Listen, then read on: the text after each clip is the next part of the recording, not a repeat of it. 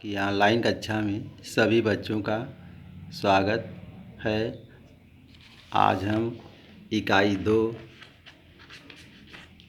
घातांक के बारे में पढ़ेंगे।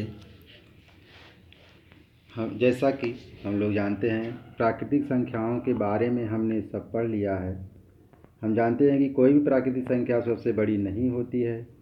इन बड़ी संख्याओं को पढ़ना तथा समझना, आपस में तुलना करने के लिए घातों का प्रयोग करते हैं। इस इकाई के बारे में के अंतर्गत घातांक के बारे में हम अध्ययन करेंगे। घातांक, मान लीजिए कोई संख्या है 10,000 है। इसे हम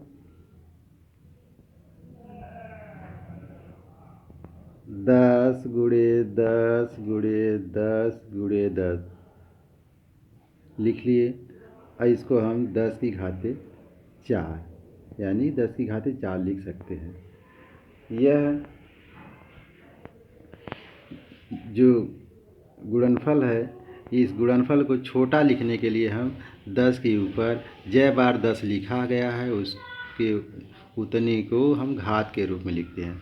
ध्यान रहे ये कि 10 जो है, ये जो हम लिखते हैं, ये बड़ा रहे, और ये जो 4 लिखा गया है यह छोटा रहे और थोड़ा सा तिरछे रहे। इसे हम पढ़ते हैं 10 की घात 4। अंग्रेजी में इसे हम पावर कहते हैं। और ये 10 जो है ये आधार है, 4 जो है ये घात है या ये घातांक है।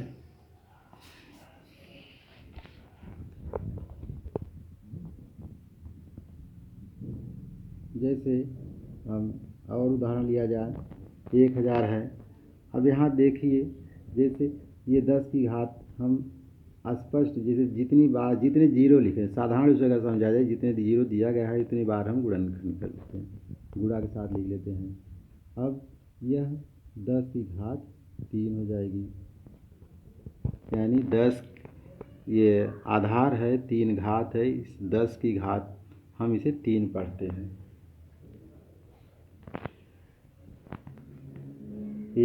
यहाँ 10 की घात 3 संख्या 1000 का घातांकीय रूप है।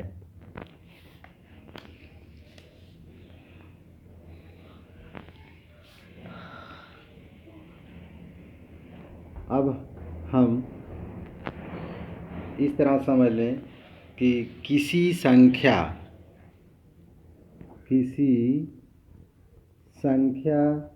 के ऊपर लिखी गई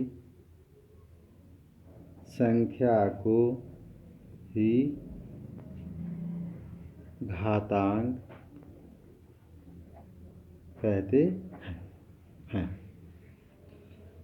अब हम अन्य उदाहरण लेकर देखेंगे। जैसे 64 है, इसको हम एक तरह से हम लोग गुणनखंड करते हैं। जो हम लोग एलसीएम निकालते हैं, यानी गुणनखंड कर लिया जाए तो स्पष्ट हो जाएगा। 2 से काटेंगे 2 3 6, 2 3 4, 2 से काटेंगे, फिर 2 1 2, 6 2 6 12, फिर 2 से काटेंगे 2 8 16, फिर 2 से काटेंगे 2 4 8, फिर 2 से काटेंगे 2 दूनी 4, फिर 2 से काटेंगे 2 1 9। अब देखते हैं 2 कई बार आया, 1 2 3 4 5 6 बार आया। 2 गुणे 2 गुणे 2 गुणे 2 गुणे 2, 6 बार।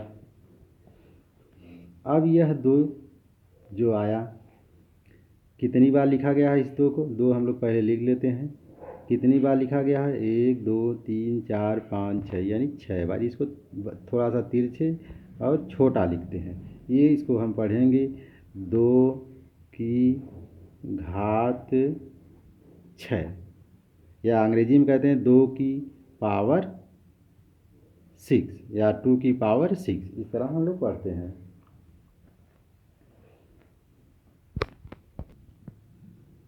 अब हम घातीय संकेतन में आधार एवं घातांक के बारे में समझ लें सारणी के द्वारा। जैसे ये 2 की घाते 3 दिया है, गुणा रूप इसका हो जाएगा 2 गुणे 2 गुणे 2, यानी कि 2 की घात 3, ये आधार है, ये घात है, 2 को 3 बार लिखा गया। अब इसका मान जो आएगा 2 दूनी 4 दूनी 8, ये इस तरह लिख लिया गया। इसमें आधार क्या है? आधार 2 है। घात क्या है? यानी घातांक यानी 3 है। और मान लीजिए 3 ले लिया जाए, इसकी घात 2 लिख लिया जाए, यानी इसका गुणा रूप हो जाएगा 3 गुणे 3, इस 3 को 2 बार लिखना है, 3, इसका मान हो जाएगा 3 त्रिका 9। इसका आधार क्या है? आधार 3 है, इसकी घात जो है 2 है। मान लीजिए 4 ले लिया गया, 4 को 4 बार लिखना है, 4 गुणे 4 गुणे 4, इसका मान हम निकालेंगे, 4 चौक 16, 16 चौक 64, 64 में 4 का गुणा कर लेंगे, ये आ जाएगा 256। आधार हमारा यहाँ पे 4 है और इसकी घात जो है 4 है। इसी तरह 5 ले लिया जाए, 5 की घात